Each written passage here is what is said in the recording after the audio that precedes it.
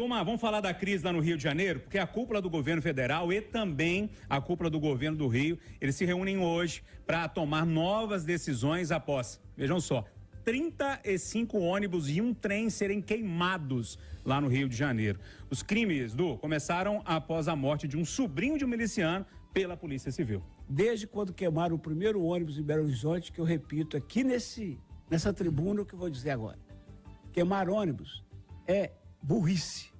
Porque para pôr outro novo, encomendar, fabricar, trazer e pôr para circular, 3 meses de prejuízo para quem mais precisa, que é o pobre que precisa do ônibus. É estupidez, porque o custo do novo ônibus vai para a tarifa. Ou o passageiro vai pagar ou nós vamos pagar através do subsídio. É covardia, porque é um ato contra indefeso. É um ato contra indefeso. Não podendo encarar uma força de segurança, pega o trabalhador, o pedreiro, o estudante. E por fim, o que o governador do Rio disse ontem, eu tenho repetido, Júlio, você é minha testemunha. É terrorismo, sim. E se não tomarmos uma atitude de Estado, mas uma atitude feroz, se não fizermos o que ele está falando que vai fazer, e já está acertando o governo federal, que é mandar os meninos que queimaram ônibus para presídio federal, na tranca mesmo, Júlio, eu já falei isso aqui, eu morro de medo de falar isso, sabe? Eu peço a Deus para me permitir, peço a Deus para não fazer cumprir a minha previsão e o meu medo. Não demora e eles vão impedir que as pessoas desçam. Aí é um problema sério. O Marcelo da Fonseca, essa crise lá no Rio. Ô Júnior, no fim de semana os governadores, do Rio, São Paulo, Minas, e da região sul se reuniram e eles usaram um termo, de criar o MOTAN, uma reunião das forças de segurança desses estados para conseguir combater o crime organizado, combater as milícias. E aí no dia a gente até conversando, com outros jornalistas, nossa, que exagero, criar o MOTAN para enfrentar esse problema. E no fim das contas hoje, desde ontem à noite acompanhando todos esses ataques no Rio, a gente pensa, é uma guerra mesmo, É uma guerra mesmo que os estados precisam comprar e precisam se preparar cada vez mais, porque a impressão que dá é que a polícia no Rio já sabe quem são os envolvidos, já sabe quem são os chefes e há tempo sabe quem são os chefes. Para deixar chegar nesse ponto, quer dizer que as forças de segurança não estão conseguindo agir de forma rigorosa o suficiente para evitar isso. Então é um colapso enorme das forças de segurança nos estados. O termo OTAN cai bem, uma guerra que precisa ser vencida. O professor Felipe Nunes, não é de hoje esse problema no Rio de Janeiro, a gente acompanha sempre, inclusive com intervenção federal, na época do governo Temer, enfim, essa história toda. Como é que você olha para essa história toda e tentando talvez traçar um paralelo aqui com Minas Gerais? Isso pode chegar aqui. Ô Júnior, você sempre adivinha o que a gente vai falar, é impressionante.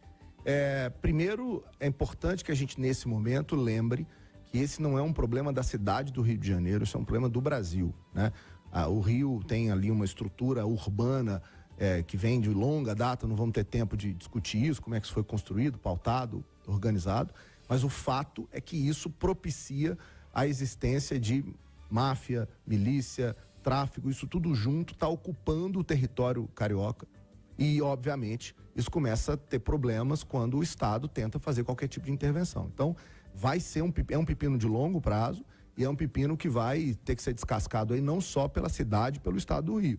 É um problema nacional, é bom o Dino estar atento a isso, porque essa história, como você muito bem disse, pode virar um problema para além daquele estado. E ressaltar o trabalho da nossa polícia, Júnior? Quando a gente compara a polícia do Rio com a polícia mineira, a gente vê a diferença, O trabalho que é feito aqui, a seriedade, o compromisso, a capacidade de trabalhar que a nossa polícia tem, exaltar esses profissionais que estão aí na linha de frente, porque lá no Rio de Janeiro a gente está vendo, quer dizer, nem todo mundo é assim, mas tem muita gente que é brincadeira.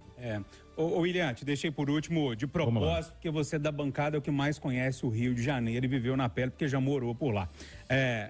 Enfim, vou te deixar à vontade para falar sobre esse assunto. Bom, milícia surge sobre os olhares de aplauso do governo, que encontrou nela a polícia comunitária. Agentes de segurança se aproximam, descobrem que a favela dá dinheiro, tomam poder e entram no lugar do Estado oferecendo transporte, saúde, empréstimo, TV a cabo, clandestina e tudo que tem direito. Depois eles começam a disputar entre eles porque é muita grana. Esse senhor Faustão que foi morto, ele é acusado de matar o Genominho. Quem é o Genominho? É um dos fundadores da Liga da Justiça, junto com o irmão dele, o senhor Natalino. Um deputado, o outro vereador. A política se mistura com as facções criminosas atuantes na milícia. Hoje, os principais agentes da milícia do passado eram agentes da Corpo de Bombeiros, policiais. Uns foram mortos, presos e outros entenderam que não era um bom negócio. Hoje quem manda? O segundo escalão. Então esse sujeito tal do Zinho, irmão do Eco, é o cara que assumiu a Liga da Justiça, que era do Jerominho. E o medo, quando eles mataram agora o Jerominho, era do Jerominho voltar à política e dominar de novo. Então assim, vamos lá.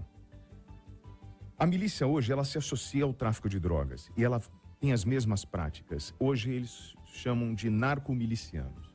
E aí o professor falou o seguinte: Minas Gerais é diferente. Então me responda o seguinte: Minas tem contravenção ao jogo do bicho? Tem.